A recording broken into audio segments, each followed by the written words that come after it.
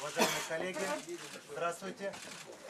Мы рады... Носили 100% случаев нейтральный или позитивный характер. Да, это были, как сказала Панфилова, величайшие выборы и самые грязные выборы на постсоветском пространстве вот в это время. Поэтому я не жалею.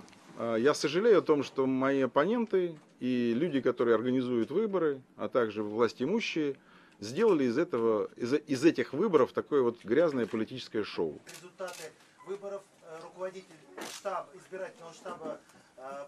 Мы прекрасно понимаем, что, к сожалению, оказался прав Навальный.